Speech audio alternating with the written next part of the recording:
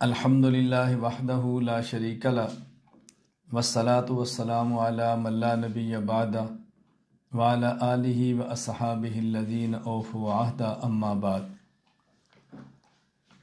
ای مرکز کے تحت علم دین کورس اور عالم اور عالمہ کورس میں ایک کتاب پڑھائی جاتی ہے اسلامی عقائد، اس کا آج سبق نمبر 2 چل رہا ہے۔ اللہ تعالیٰ سے متعلق عقائد۔ نمبر 1، عقیدہ۔ اللہ تعالیٰ اپنی ذات، صفات اور اسماء میں یکتا ہے۔ ایک ہے یہ کہنا کہ اللہ تعالیٰ اپنی ذات، صفات، اسماء میں اکیلا ہے، یہ بھی ٹھیک ہے، لیکن ہم نے تعبیر اختیار کی ہے کہ اللہ تعالیٰ اپنی ذات، صفات اور اسماء میں یکتا ہے۔ یکتا کا معنی اللہ کی صفت ہے علیم، علیم اور بھی ہیں، اللہ جیسا کوئی نہیں۔ سمیع، سننے والا، بندہ بھی سنتا ہے مگر اللہ جیسا نہیں۔ اللہ اپنی صفت سمیع اور علیم میں یکتا ہے، یعنی بندہ قریب سے سنے گا، دور سے نہیں۔ اللہ تعالیٰ کے قریب اور دور کا فرق نہیں ہے۔ بندہ اسباب کے ساتھ سنے گا، اللہ اسباب کے محتاج نہیں ہے، تو اللہ کا سننا اور طرح ہے۔ تو یہ معنی ہے اللہ تعالیٰ اپنی ذات، صفات اور اسماء میں یکتا ہے۔ عقیدہ۔ اللہ تعالیٰ نہ تو کسی کے باپ ہیں نہ کسی کے بیٹے ہیں۔ اللہ تعالیٰ نہ کسی سے پیدا ہوئے ہیں، نہ اللہ تعالیٰ سے کوئی پیدا ہوا ہے، نہ ہی اللہ تعالیٰ سے کوئی پیدا ہوگا۔ اولاد یا ماں باپ تو اس کو چاہیے جو محتاج ہو، اللہ تو محتاج نہیں ہے کہ ان کو والدین یا اولاد کی ضرورت ہو۔ عقیدہ۔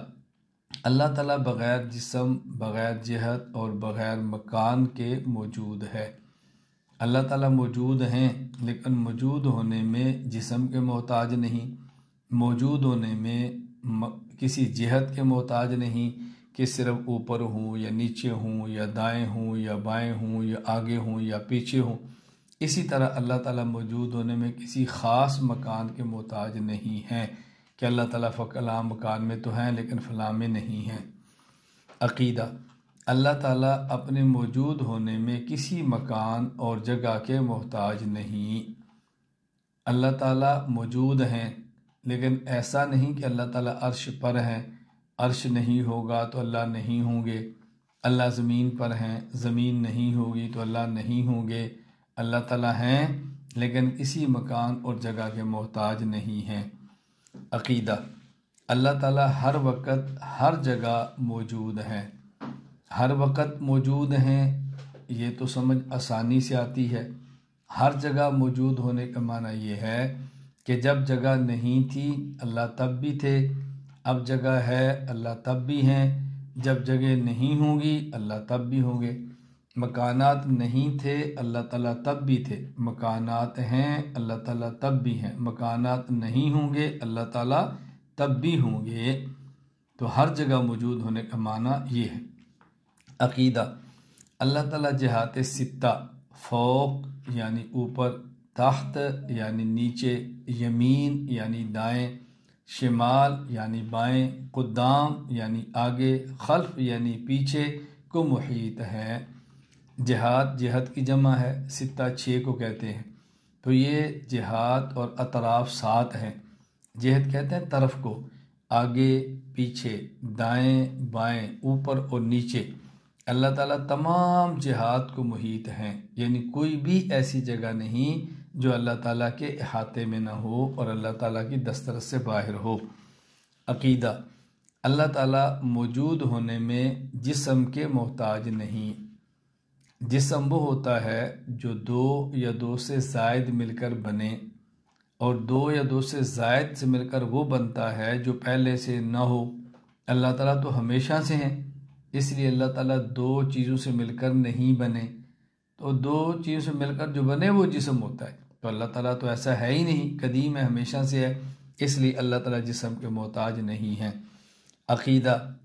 اللہ تعالیٰ جسم اور جسم کے اعضاء سے پاک ہیں۔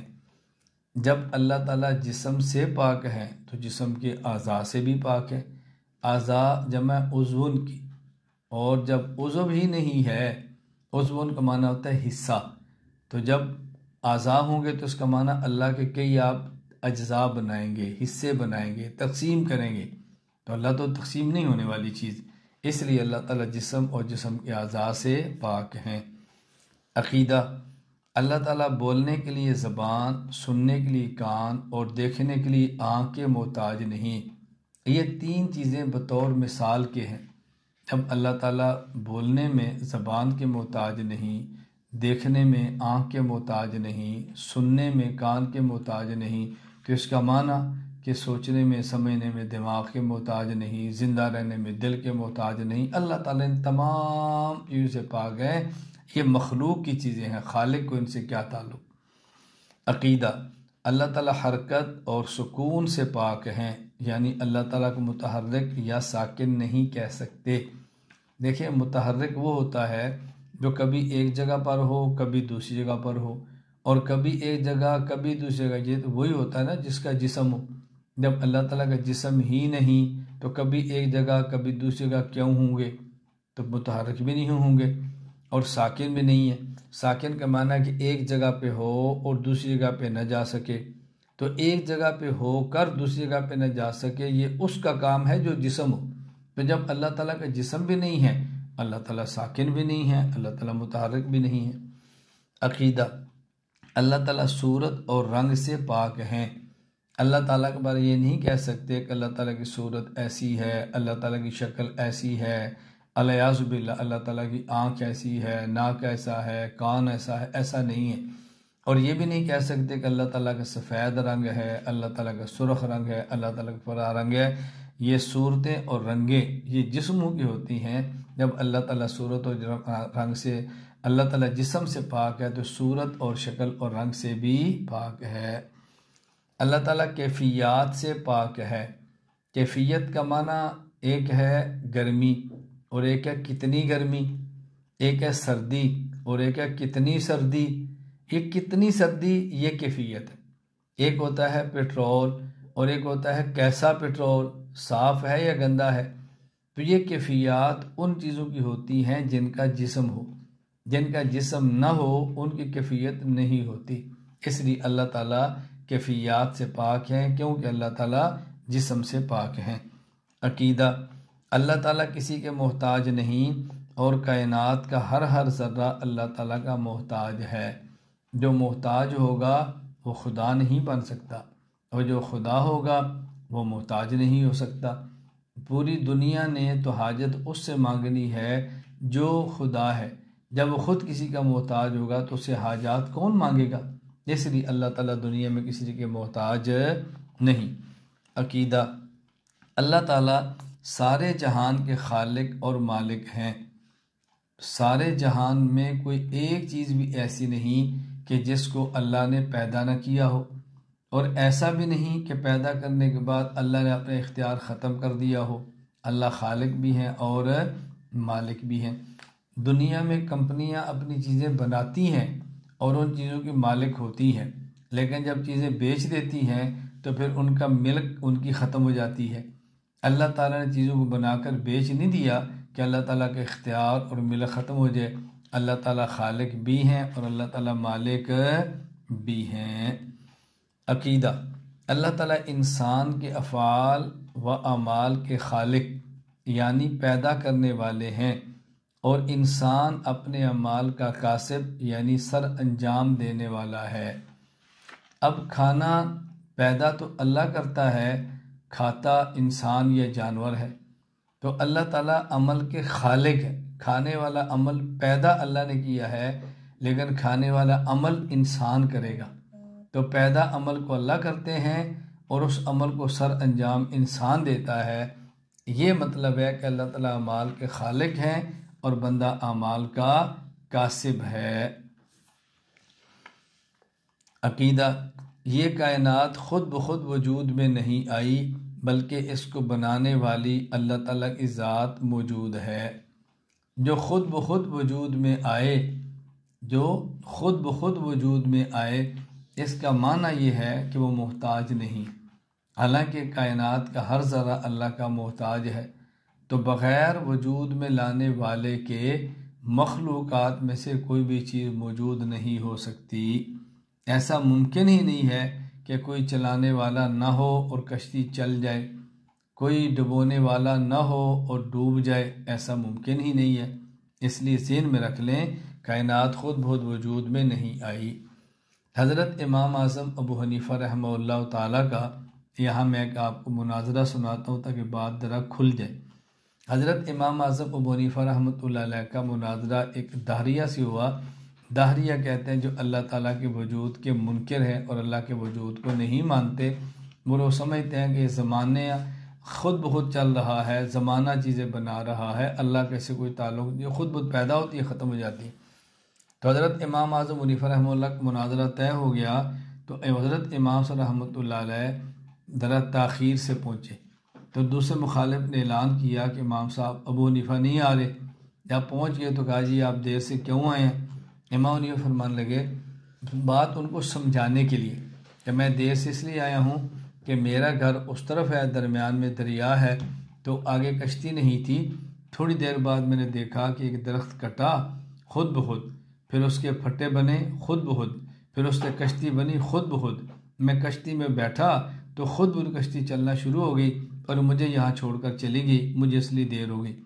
تو لوگوں نے کہا آپ کیسی بات کرتے ہیں، بھلا درخت خود بخود کٹ سکتا ہے، پھٹے خود بخود بن سکتے ہیں، کشتی خود بخود بن سکتی ہے اور خود بخود چل سکتی ہے؟ امام صاحب نے فرمایا یہ خود بخود کچھ نہیں ہو سکتا۔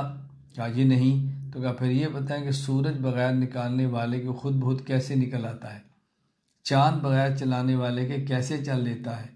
ہوا بغیر اڑانے والے کے کیسے اڑ سکتی ہے؟ بتائیں۔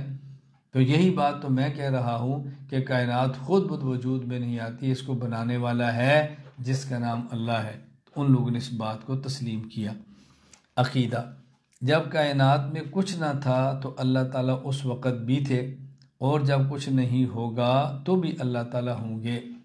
اللہ تعالیٰ ازلی بھی ہیں اور ابدی بھی ہیں۔ ازلی کا معنی اللہ تعالیٰ ہمیشہ سے ہے، اور ابدی کا معنی اللہ تعالیٰ ہمیشہ رہیں گے۔ جب کائنات میں کچھ نہ تھا تو اللہ تعالیٰ اس وقت بھی تھے، یہ مطلب ہے اس کا کہ اللہ تعالیٰ ازلی ہے، اور جب کچھ نہیں ہوگا تو بھی اللہ تعالیٰ ہوں گے، یہ ہے اس کا مطلب کہ اللہ تعالیٰ ابدی ہے۔ عقیدہ: اللہ تعالیٰ ہر چیز پر قادر ہیں، اللہ تعالیٰ کے ارادے میں کوئی چیز رکاوٹ نہیں بن سکتی۔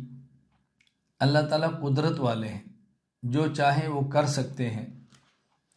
جب قادر ہیں تو اس کا معنی ان کے راستے میں کوئی چیز رکاوٹ بن ہی نہیں سکتی۔ اگر کوئی چیز رکاوٹ بن جائے گی تو پھر قدرت کیسی ہوئی، پھر قادر کیسا ہوا؟ پھر تو قادر نہ ہوا نا۔ تو اللہ تعالیٰ کے قادر ہونے کا مطلب یہ ہے کہ اللہ تعالیٰ کے راستے میں کوئی چیز رکاوٹ نہیں۔ یہاں مجھے ایک واقعہ یاد آیا کہ ایک مناظرہ تھا عیسائی پادری کا، اور مناظرہ ایک طالب علم سے تھا۔ بات چلتی رہی اور کافی بات لمبی ہو گئی، نتیجہ نکلا وہ عیسائی پادری طالب علم سے قابو نہیں آ رہا تھا۔ تو ایک ان پڑھ بابا جی تھے، وہ فرمانے لگے کہ مجھے موقع دو، اس سے میں بات کرتا ہوں۔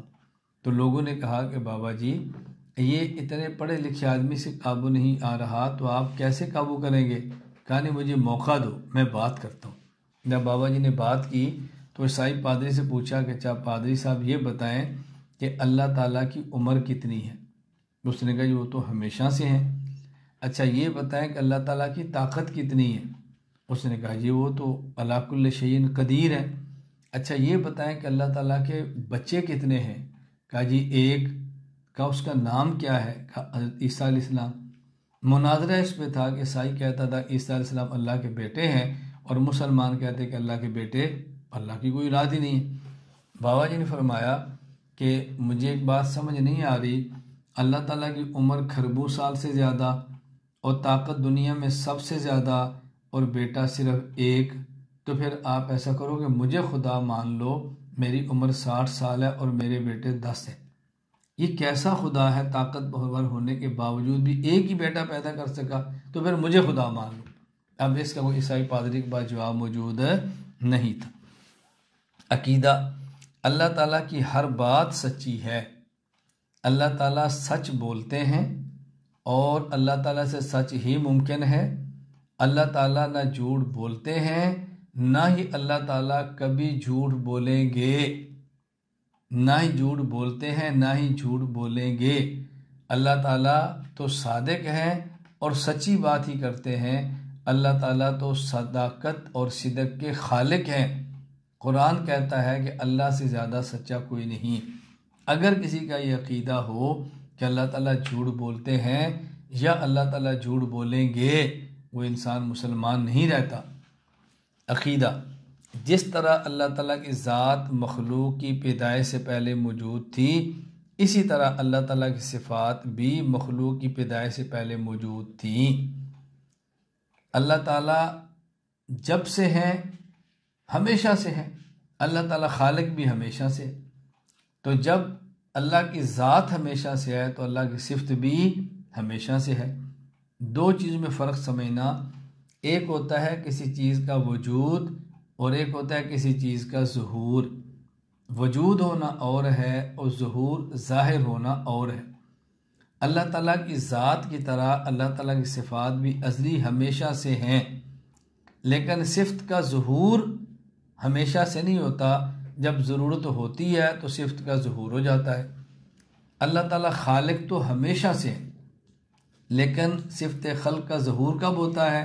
جب کسی بندے کو پیدا کرنا ہے، جب کسی درخت کو پیدا کرنا ہے، جب کسی جانور کو پیدا کرنا ہے، اب صفت خلق کا ظہور ہوا ہے۔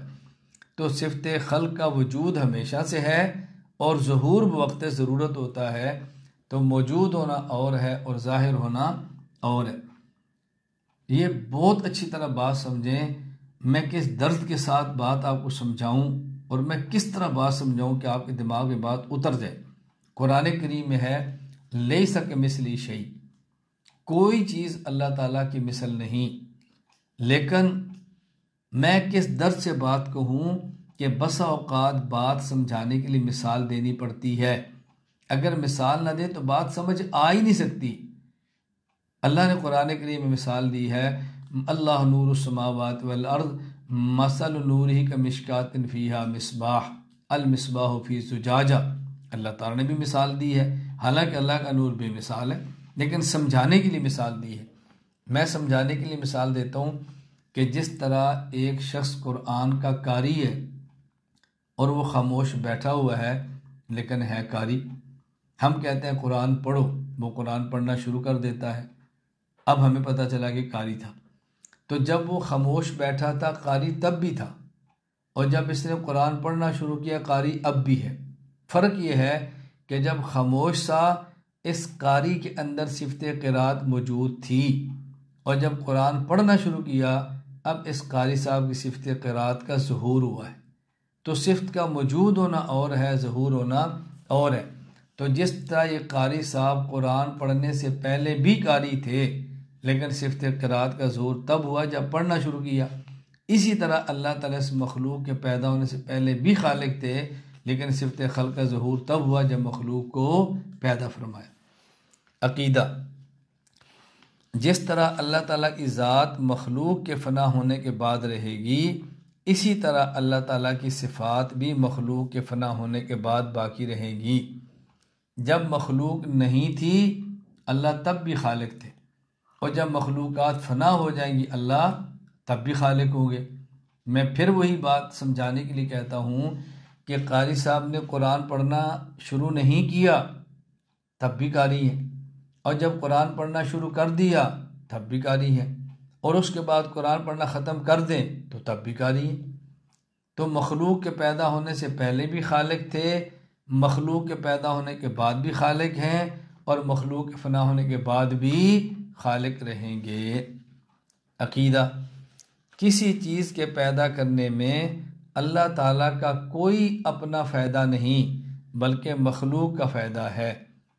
اللہ تعالیٰ جب بھی کسی چیز کو پیدا کرتے ہیں تو اللہ کو اس کی کوئی ضرورت نہیں ہے۔ اللہ مخلوق کے فائدے کے لیے پیدا کرتے ہیں۔ انسان کو پیدا کیا اس لیے نہیں کہ انسان پیدا نہ ہوتا تو اللہ کی حکومت اور بادشاہت کا چلنا مشکل ہوتا، اللہ کو تو ضرورت نہیں ہے۔ تو کسی بھی چیز کے پیدا کرنے میں اللہ کا اپنا فائدہ نہیں، اللہ کی مخلوق کا فائدہ ہوتا ہے، تو اللہ مخلوق کے فائدے کے لیے مخلوق کو پیدا فرماتے ہیں۔ عقیدہ: اللہ تعالیٰ جب کسی کو بیماری یا موت دیتے ہیں تو اللہ تعالیٰ کو یہ ڈر نہیں ہوتا کہ لوگ اللہ تعالیٰ کا نقصان کریں گے یا اللہ تعالیٰ سے کوئی بدلہ لے لے گا۔ دنیا میں کوئی بندہ جب کسی کا بظاہر نقصان کرے تو ڈرتا ہے کہ مجھ سے بدلہ لے۔ اللہ تعالیٰ کا معاملہ یہ نہیں ہے کہ اللہ تعالیٰ جب کسی کو موت دیں تو ان کو یہ ڈر ہو کہ کوئی بندہ اللہ سے پوچھ لے گا آپ نے میرے ابا کو موت کیوں دی ہے۔ اللہ تعالیٰ لا یسأل عما یفعل وہم یسألون، کوئی خدا سے نہیں پوچھ سکتا کہ یہ کام آپ نے کیوں کیا ہے۔ اللہ صمد ہیں، غیر محتاج ہیں، بے نیاز ہیں، قدرت والے اور طاقت والے ہیں۔ عقیدہ: اس دنیا میں جو کچھ ہو چکا ہے، جو کچھ ہو رہا ہے اور جو کچھ ہوگا وہ سب کچھ اللہ تعالیٰ کو معلوم ہے۔ جو ہوا وہ بھی معلوم ہے، ہمیں معلوم نہیں۔ جو ہو رہا ہے وہ کچھ ہمیں معلوم ہے اور بہت زیادہ معلوم نہیں، اور جو کچھ ہوگا اللہ تعالیٰ کو ابھی سے معلوم ہے۔ میں پھر یہ بات دہراتا ہوں، اللہ تعالیٰ بے مثال ہیں، لیکن مثال نہ دے تو بات سمجھ نہیں آتی۔ یعنی جو چیز ابھی نہیں ہوئی اللہ تعالیٰ اس کو بھی جانتے ہیں۔ اس کی آسان سی مثال سمجھو کہ جس طرح ایک بندہ بہت دور سے آ رہا ہو، اتنا دور ہو کہ ہمیں آنکھ سے نظر نہ آئے، تو وہاں دوربین لگا دیں، تو دوربین لگانے سے وہ اتنا دور ہوتا ہے لیکن نظر ایسے آتا ہے جیسے ہمارے بالکل قریب ہے۔ تو جس طرح بندہ بہت دور ہو، آنکھ اس کو نہ دیکھ سکے، دوربین اس کو اتنی دور سے بھی دیکھ لیتی ہے۔ بالکل اسی طرح ایک چیز ہونے والی بہت دور ہو، صدیوں بعد اس نے ہونا ہو، تو اللہ تعالیٰ اس کو ابھی سے دیکھتے ہیں کہ ہو رہی ہے۔ جس طرح کوئی بہت دور ہو اور ہمیں آنکھ سے نظر نہ آئے اور دوربین دکھا دیتی ہے کہ وہ چیز کیا ہو رہی ہے۔ دیکھیں نا، آسمانوں کے قریب کتنی چیزیں آپ اوپر دیکھیں ذرا، سینکڑوں کلومیٹر دور ہوتی ہیں اور آپ آلے سے دیکھ لیتے ہیں نا، آنکھ سے نہیں دیکھ سکتے۔ تو اللہ تعالیٰ تو آلات کے محتاج نہیں ہے، اللہ تعالیٰ اتنی دور سے اس طرح دیکھ لیتے ہیں اور اللہ تعالیٰ کو معلوم بھی ہوتا ہے۔ عقیدہ: جو چیزیں ہمیں نظر آتی ہیں اللہ تعالیٰ وہ بھی جانتے ہیں، اور جو ہماری آنکھوں سے پوشیدہ ہیں اللہ تعالیٰ کو وہ بھی معلوم ہے۔ کچھ چیزیں ہمیں نظر آ رہی ہیں اور زیادہ چیزیں ہمیں نظر نہیں آ رہی، اور اللہ تعالیٰ سب چیزیں جانتے ہیں۔ کوئی چیز بھی اللہ تعالیٰ سے پوشیدہ نہیں، کوئی چیز ایسی نہیں کہ جو اللہ تعالیٰ کو نظر نہ آ رہی ہو۔ میں پھر سمجھانے کے لیے مثال دیتا ہوں، اس کو تو سمجھانے کی بھی ضرورت نہیں ہے کہ بڑے آرام سے بات سمجھ آ رہی ہے۔ میں ایک یہاں کمرے کے اندر بیٹھا ہوں اور کمرے سے باہر کیا ہے مجھے سمجھ نہیں آ رہا، لیکن اگر میں ایک کیمرہ لگا لوں تو ساتھ والے کمرے میں کیا ہو رہا ہے میں یہاں بیٹھ کر دیکھ رہا ہوں۔ تو اگر میرے دیوار کے پیچھے جو چیز موجود ہے وہ مجھے کیمرے سے نظر آ سکتی ہے، تو اللہ کی ذات جو ہر جگہ موجود ہے، اللہ تو یہاں بھی ہے وہاں بھی ہے، تو اللہ کو تو معلوم ہے نا وہاں کیا ہو رہا ہے۔ اللہ کے لیے تو ہر چیز ایسی ہے جیسے ہمارے سامنے ہے۔ اللہ تو موجود بلا جسم بلا جہت بلا مکان اور ہر جگہ ہے۔ عقیدہ: اس کائنات کے ذرے ذرے پر اللہ تعالیٰ کو مکمل اختیار حاصل ہے۔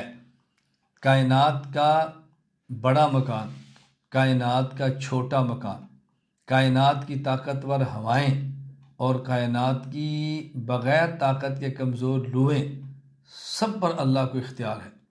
کائنات کے طاقتور پہاڑ اور کائنات کی نرم زمین سب اللہ کے اختیار میں ہے۔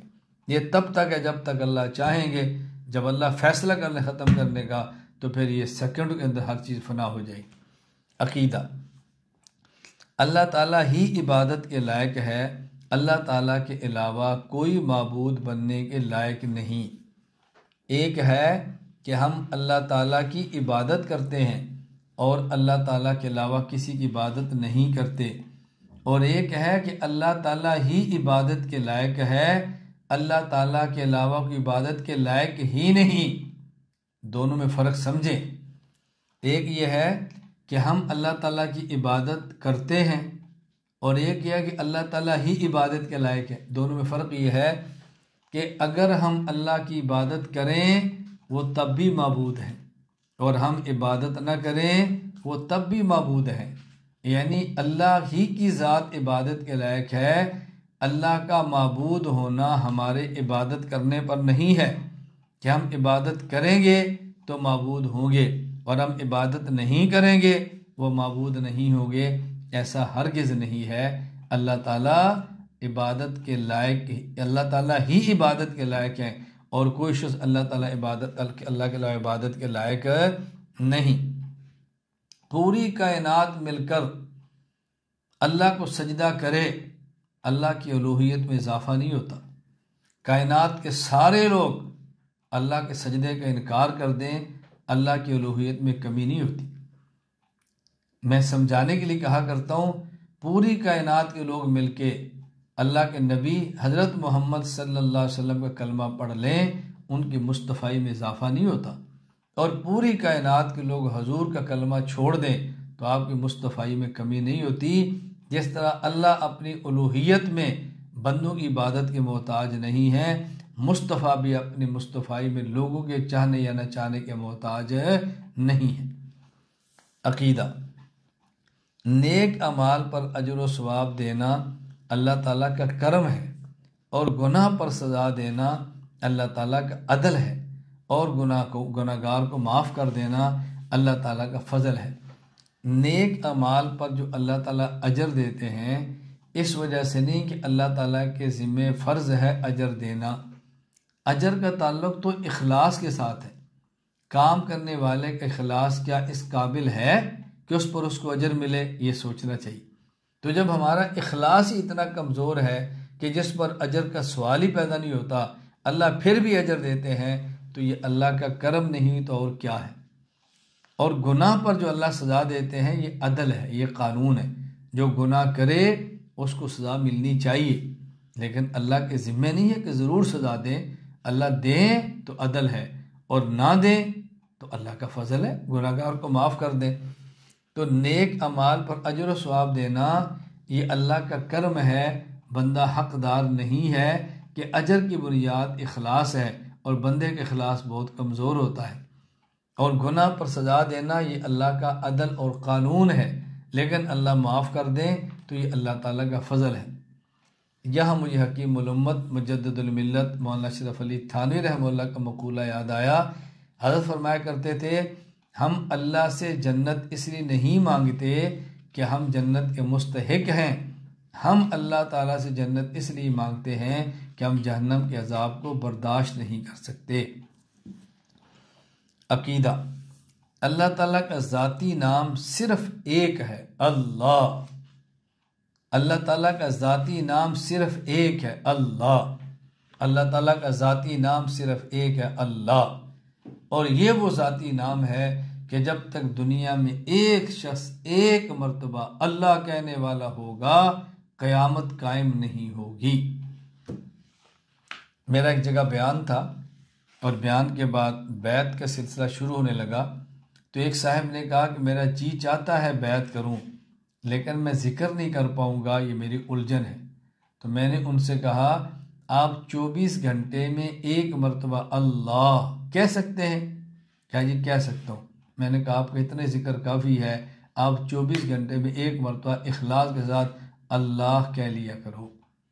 میں نے کہا ایک بار اللہ کہنا ایسا ہے کہ قیامت کو روک دیتا ہے، تو آپ کیا سمجھتے ہیں لفظ اللہ میں کتنی تاثیر اور طاقت ہوگی۔ اللہ، یہ اللہ کا ذاتی نام صرف ایک ہے۔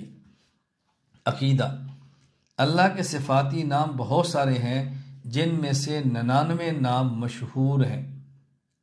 یہ 99 نام ایک ہی حدیث کے اندر آئے ہیں، جبکہ اس کے علاوہ بھی اللہ تعالیٰ کے نام ہیں، لیکن یہ 99 نام معروف ہیں۔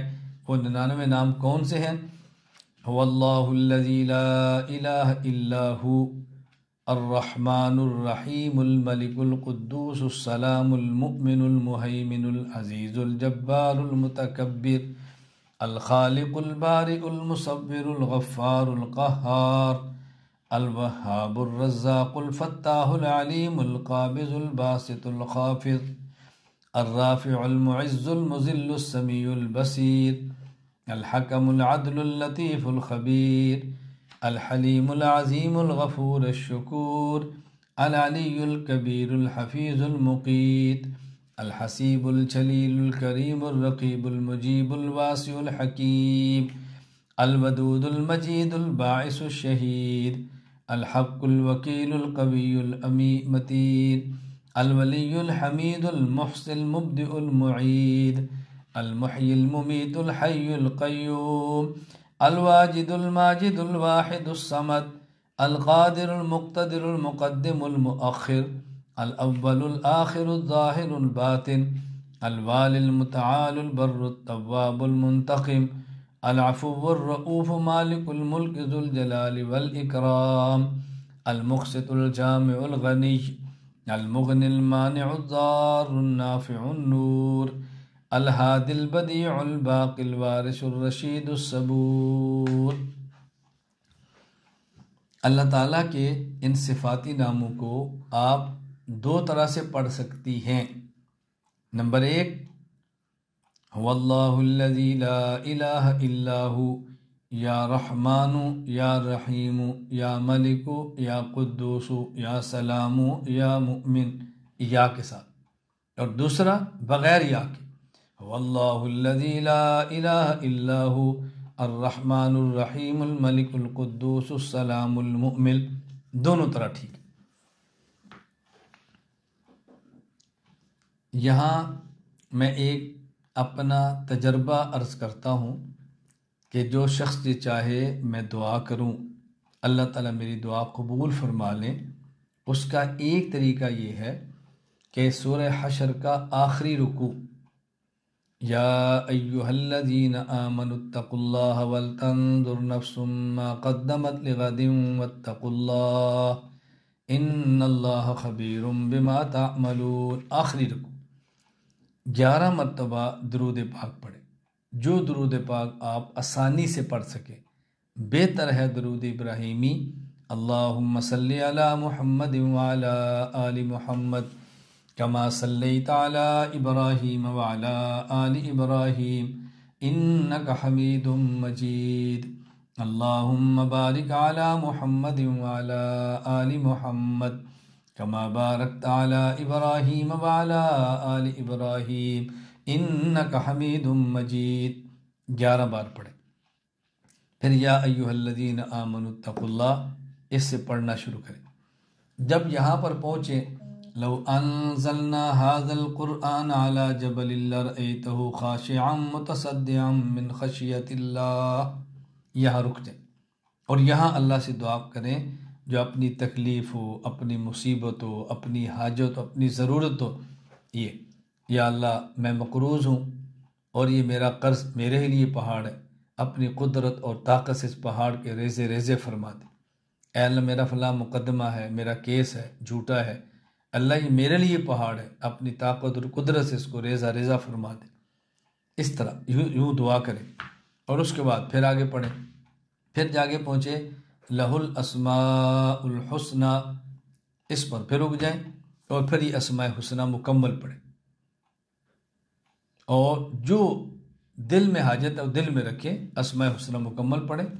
اسماء حسنہ مکمل پڑھنے کے بعد پھر دعا مانگیں، یا اللہ میں ان تیرے مبارک نام، تیرے اسماء حسنہ کی برکت سے یہ دعا کرتا ہوں، یہ دعا کرتی ہوں، میں اپنی فلاں ضرورت مانگتی ہوں، میں فلاں ضرورت مانگتا ہوں۔ اور اس کے بعد رکوع ختم کریں اور ختم کرنے کے بعد پھر 11 مرتبہ درود پاک پڑھیں اور اپنے چہرے پر ہاتھ پھیر لیں۔ اللہ کی ذات سے امید ہے کہ انشاءاللہ اللہ دعا قبول فرمائیں گے۔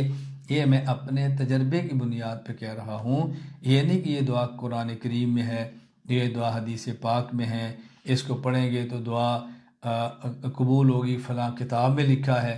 میں اپنے تجربے کی بنیاد پہ کہہ رہا ہوں، اس کو ذہن نشین فرما لیں۔ عقیدہ، جو بندہ اللہ تعالیٰ کے یہ 99 نام سبانی یاد کرے گا تو اللہ تعالیٰ اسے قیامت کے دن جنت عطا فرمائیں گے۔ اللہ تعالیٰ کے نام اور بھی ہیں، لیکن جنت کا وعدہ ان 99 ناموں پر حدیث پاک میں موجود ہے کہ اللہ تعالیٰ کے 99 نام ہیں، جو ان 99 ناموں کو حفظ کرے گا اور یاد کرے گا اللہ تعالیٰ اس کو جنت میں داخلہ عطا فرمائیں گے۔ آپ چونکہ میرے شاگرد ہیں، بچیاں میری شاگرد ہیں، بہت ساری مجھ سے بیعت ہیں، اس لیے میں اپنا عمل آپ کو بتا رہا ہوں۔ الحمدللہ میں ہر روز چاش کی نماز کے بعد ایک مرتبہ اسماء حسنہ پڑھ کے جو دعا مانگنی ہے اللہ تعالیٰ سے مانگتا ہوں۔ تو میرا معمول ہے روزانہ اسماء حسنہ پڑھنا، اور میری خواہش ہوگی کہ آپ بھی نیت کر لو، ہم انشاءاللہ اسماء حسنہ روزانہ ایک مرتبہ پڑھیں گے، اور تمام ہماری بچیاں اسماء حسنہ یاد کریں اور اپنی معلمات کو سنائیں۔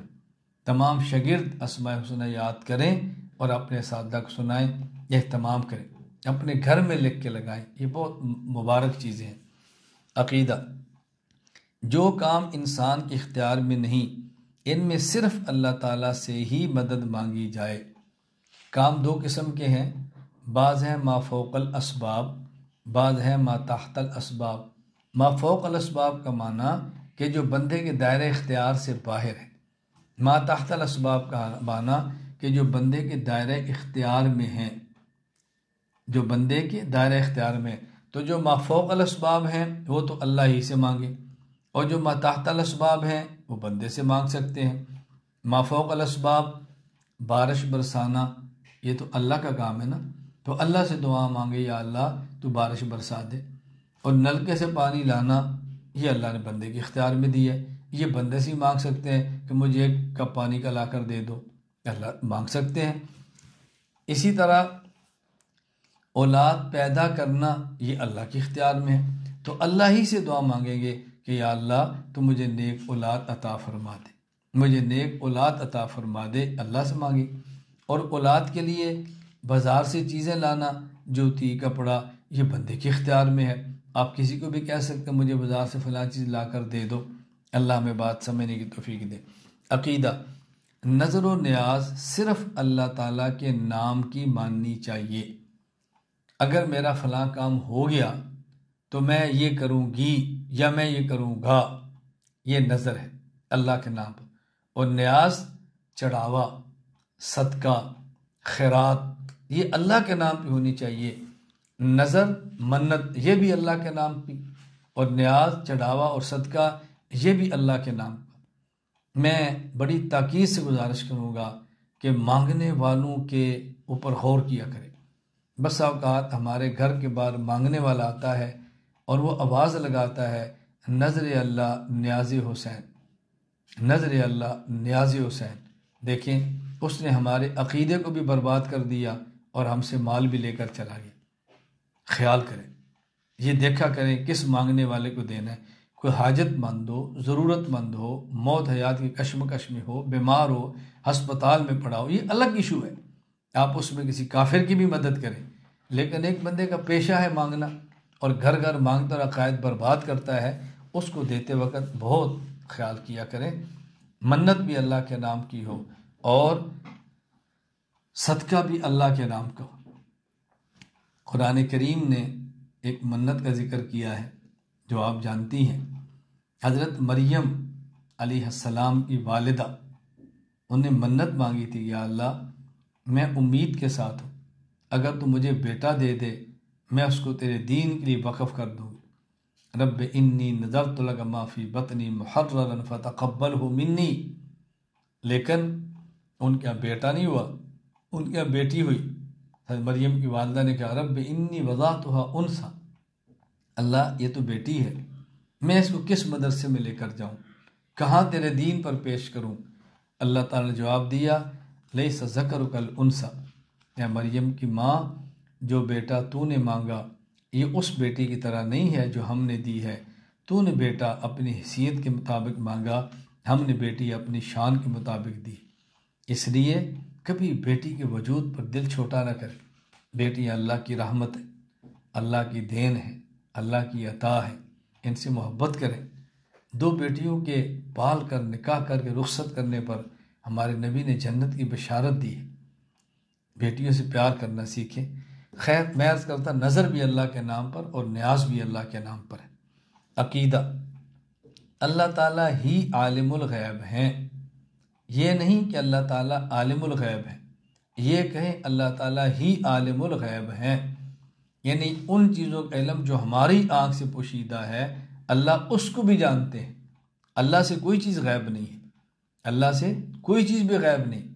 غیب ہمیشہ اس کو کہتے ہیں الغیب المطلق، غیب ہمیشہ اس کو کہتے ہیں کہ جس تک کسی بندے کی اطلاع نہ ہو اور اس تک پہنچنے کا کوئی راستہ بھی نہ ہو، یہ ہوتا ہے غیب۔ اللہ کے سامنے سب چیزیں موجود ہیں۔ اللہ تعالیٰ کی ذات کے علاوہ اللہ کا نبی، اللہ کا ولی، کوئی فرشتہ، کوئی بھی عالم الغیب نہیں۔ عالم الغیب اللہ کی صفت ہے اور صفت خاصہ ہے۔ عقیدہ، اللہ تعالیٰ ہی حاجت روا ہیں، مافوق الاسباب ضرورتیں اللہ ہی پوری فرماتے ہیں۔ اللہ کے علاوہ کوئی حاجت روا نہیں، اللہ کے علاوہ کوئی دکھ اور درد اور مصیبتیں دور کرنے والا نہیں۔ ایک ہے اسباب کے درجے میں، ایک ہے اسباب کے درجے میں، ایک ہے بغیر اسباب کے۔ ہم ڈاکٹر سے دوا لیں گے لیکن درد تو اللہ ہی ٹھیک کرے گا، ہم کھانا لیں گے، بھوک تو اللہ ہی مٹائیں گے۔ حاجت روا اللہ ہے، اس کو اچھی طرح سمجھیں۔ عقیدہ، اللہ تعالیٰ ہی مشکل کشا ہیں، مشکلات اللہ ہی دور کرتے ہیں۔ مشکلات دور کرنے کے اسباب یہ بندہ اختیار کرتا ہے اور بندے کو اختیار کرنا چاہیے۔ اسباب اختیار کیے بغیر اللہ سے مانگنا یہ مذاق ہے، یہ مذاق ہے۔ اسباب اختیار کریں اور اللہ سے مانگیں۔ دو لفظوں میں فرق سمجھیں، ایک ہے لفظ توکل، ایک ہے لفظ تعطل، توئیں کے ساتھ۔ لفظ توکل کا معنی ہوتا ہے اسباب اختیار کر کے بھروسہ اللہ پر کرنا، اور لفظ تعطل کا معنی ہوتا ہے بغیر اسباب اختیار کیے اللہ پر بھروسہ کرنا۔ شریعت توکل کا درس دیتی ہے، تعطل کا درس نہیں دیتی۔ شادی کرنا ہمارے ذمے، خامد اور بیوی کا ملنا یہ خامد اور بیوی کے ذمے، اور پھر اللہ سے دعا مانگنا یہ توکل ہے، بھروسہ ہے۔ نکاح نہ کریں، خامد بیوی نہ ملیں اور اولاد کی اللہ سے امید رکھیں، یہ تعطل ہے۔ محنت کریں، مزدوری کریں، اللہ سے مانگیں، یہ توکل ہے۔ محنت مزدوری نہ کریں، گھر بیٹھے رہیں، اللہ سے مانگتے رہیں، یہ تعطل ہے۔ شریعت توکل کا درس دیتی ہے، تعطل کا درس نہیں دیتی۔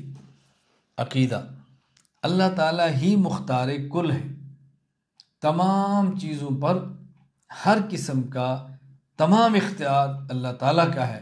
اللہ تعالیٰ کے علاوہ کسی پیغمبر، کسی نبی، کسی ولی کو ایسا اختیار حاصل نہیں ہے کہ وہ جو چاہے کر سکے، جو چاہے کر سکے۔ ایک بہت معروف جملہ ہے نا کہ اللہ کے پکڑے محمد چھڑاوے، محمد کے پکڑے چھڑا کوئی نہیں سکتا۔ اللہ اکبر۔ قیامت کے دن رسول اللہ صلی اللہ علیہ وسلم بھی سفارش اس کی کریں گے جس کی اللہ اجازت دیں گے۔ جب تک اللہ اجازت نہیں دیں گے نبی پاک صلی اللہ علیہ وسلم شفاعت بھی نہیں فرمائیں گے۔ تو کیسی باتیں کرتے ہیں؟ تو تمام اختیارات اللہ ہی کے ہیں۔ عقیدہ، اللہ تعالیٰ ہی قادر مطلق ہے۔ ایک ہے قادر، ایک ہے قادر مطلق۔ قادر کا معنی کہ ہر بندے کو اپنے ماتحت پر کچھ قدرت حاصل ہے۔ مثلا مجھے اللہ نے اتنی قدرت دی ہے کہ میرا موبائل ہے، میں کسی کو دے دوں، میں اس کو توڑ دوں، میں اس کو استعمال کروں، اس کو نہ کروں، یہ میں قادر ہوں۔ اور اللہ قادر مطلق ہے، اللہ چاہے تو میرا ہاتھ ہونے کے باوجود اس کو کام نہ کرنے دے، یہ ہے قادر مطلق۔ اللہ چاہے تو میرا موبائل ہونے کے باوجود اس کو کام نہ کرنے دے، یہ ہے قادر مطلق۔ کھانا ہونے کے باوجود نہ کھا سکیں، یہ اللہ قادر مطلق ہے۔ تو ہماری قدرت اور طاقت ایک محدود ہے، دائرہ بہت مختصر ہے، اور خدا کی طاقت اور قدرت غیر محدود ہے، غیر محدود ہے۔ اللہ قادر مطلق ہے۔ عقیدہ، اللہ تعالیٰ کو خدا کہنا بھی جائز ہے، جس طرح اللہ تعالیٰ کو رحمان بھی کہہ سکتے ہیں، مہربان بھی کہہ سکتے ہیں، اسی طرح اللہ تعالیٰ کو مالک بھی کہہ سکتے ہیں، اللہ تعالیٰ کو خدا بھی کہہ سکتے ہیں۔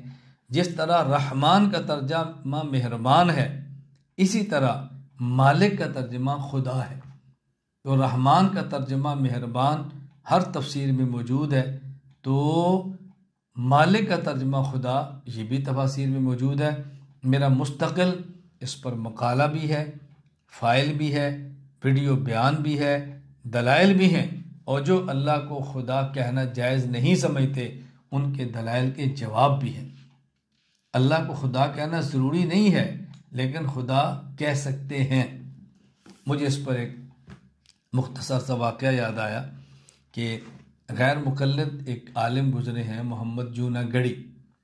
ان کا ایک ترجمہ ہے قرآن کریم کا، اور اس ترجمہ قرآن کریم پر ایک غیر مقلد نے حاشیہ لکھا ہے، اور یہ اصل البیان سے چھپ رہا ہے اور تقسیم ہو رہا ہے۔ تو اس حاشیہ لکھنے والے نے، تفسیر لکھنے والے نے شروع میں مقدمے میں لکھا ہے کہ اس پورے ترجمہ میں جہاں جہاں پہ لفظ خدا لکھا تھا ہم نے اس کو کاٹ دیا ہے، اللہ لکھ دیا ہے۔ کیوں؟ اس لیے کہ خدا کہنے میں شرک کی بو آتی ہے، تو ہم نے ہر جگہ پر خدا کاٹ کے لکھ دی ہے اللہ۔ ان کے دلائل ہیں کہ شرک کی بو کیوں آتی ہے، خدا کی جمع خدایان آتی ہے، اللہ تو ایک ہے، جمع ہو ہی نہیں سکتے۔ حالانکہ میں نے اس پہ دلائل دیے ہیں، رحیم کی جمع رحمہ آتی ہے، رب کی جمع ارباب آتی ہے، اللہ کو رب اور رحیم بھی نہ کہو، وہ دلائل اپنی جگہ پر ہے۔ تو خیر، میں نے اس کا پوری تفسیر پر میرا ایک ویڈیو بیان موجود ہے۔ تو میں نے کہا کہ آپ نے جو اس